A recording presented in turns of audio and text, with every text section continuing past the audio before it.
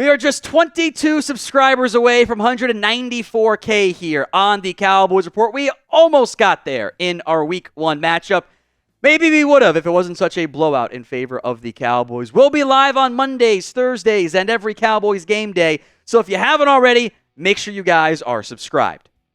We begin, as we did this morning's show, with a Jake Ferguson injury update. A sprained MCL and a bone bruise in his knee against the Browns is what Ferguson suffered.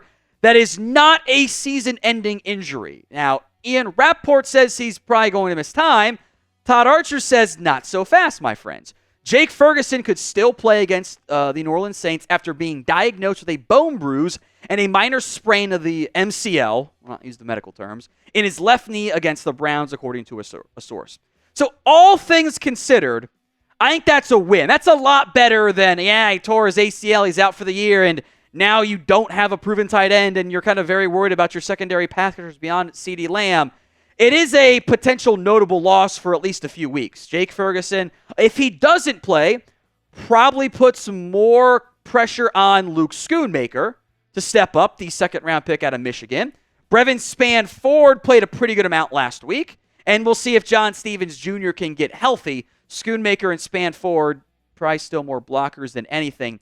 Of note was the tight end snap count. Now, I'm going to put Hunter Lipke on here because 12 of his snaps came at not fullback, either in line, in the slot, out wide, as kind of an H-back type of player.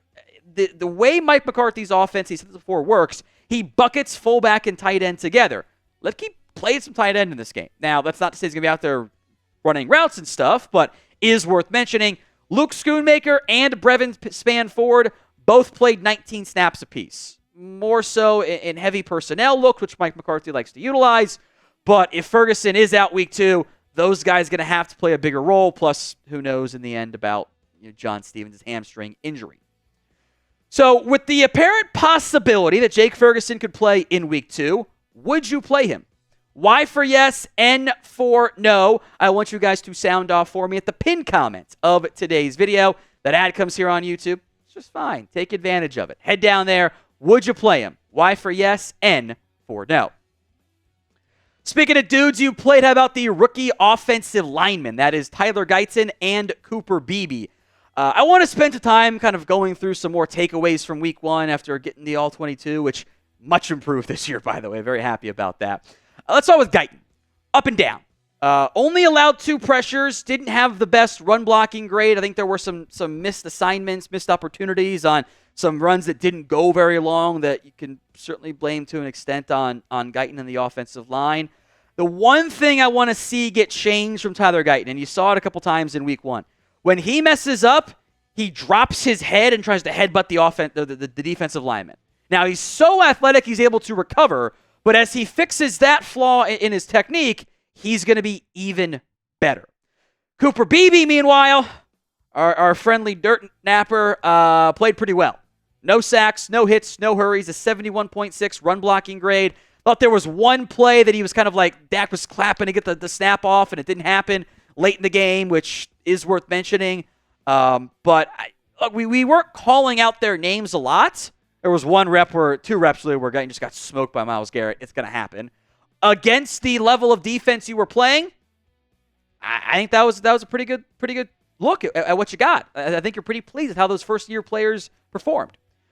Who do you think was better in week 1? TG for Tyler Guyton, CB for Cooper Beebe. Let me know in the comments section of today's show. I do think for the most part, the Cowboys tried to protect their offensive line. They tried to move the pocket a little bit more than what we'd seen in years past. It's a good Browns front. I think they were aware of that going in. I think it was a no Chaz Green game plan, which is a good thing, by the way. By the way, I also thought both Ezekiel Elliott and also Rico Dowdle were very solid in pass protection. Dowdle actually graded out higher. I think that might be because there was one rep where Zeke should have been flagged for holding. It's fine, who cares? It didn't get called. That doesn't count. 7 pass protection reps for both guys, 0 pressures allowed. Both those guys, historically, especially Dowdle last year, have done a pretty good job in pass protection. That helps your offense out in a pretty big way. It's the reason why Deuce Vaughn wasn't out there on those plays, right? So I liked what I saw out of both Zeke and Dowdle in that area. Today's show, is made possible by Rocket Money. Did you know that most Americans think they spend about $62 a month on subscriptions? The actual number is closer to $300. That is thousands of dollars a year, half of which you might have forgotten about. That's why I love Rocket Money.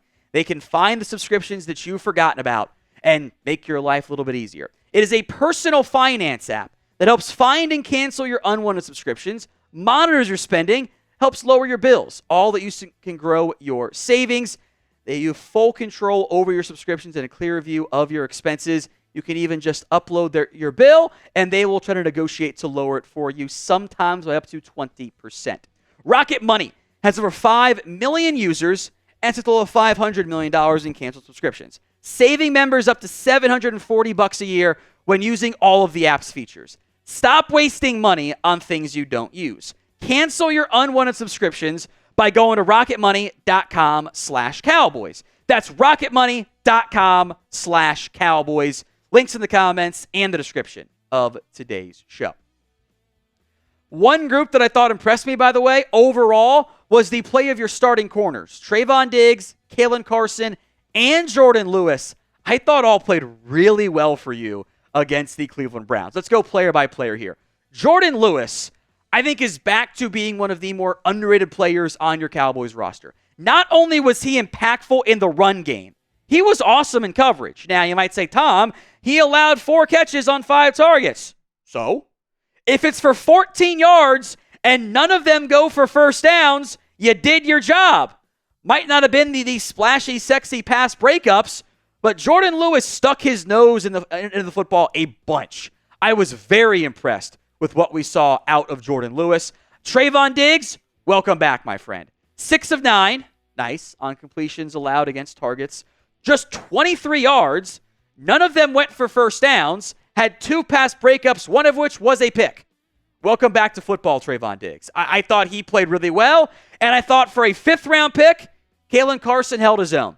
5 of 9 in coverage. Now, more yards, more first downs allowed here. Did allow the touchdown on a pretty nice quick out by the Browns. Also broke up 2 passes. Kalen Carson was around the football a lot in a positive way. I was very, very impressed by him. I was super impressed by Jourdan Lewis and Trayvon Diggs. For what you got out of week 1, not a lot I'm going to be like, oh, yeah, you got to be way better. They're like, no, you were great on defense. Now, look, the Browns' offense was bad. Deshaun Watson is just not very good. Very funny part of my take conversation where Big Cat suggests that Deshaun Watson is now so bad at football, he might be a better person, which is just hilarious. But that does not take away from how great Dallas was. You know, it takes 2 to agree to a contract. There's 2 sides to a football field. Cowboys defense absolutely deserves some credit here as well. I thought they played a very strong game overall in the secondary. We'll talk about the linebackers later on this week. I thought they also played super well. So what is your confidence level right now in this Dallas Cowboys defense? Your scale is 1 to 10. 1 obviously on the low end, 10 on the high end. It's only been a game. You don't want to overreact, but it's a decent day to do it if you're going to. Confidence level in that Cowboys defense. Scale it for me from 1 to 10. Let's talk Mazi Smith's play. Look, I want to mention him because it's a big name. It's a big conversation to have. I don't know how much we're going to glean and gather out of Mazi Smith's play. 5 run defense reps on 23 total snaps per PFF. There's some fun new filters on the NFL's Game Pass, the All-22, that allow you to filter by downs. Only had 4 run stops, so there might have been a play that got confused somewhere.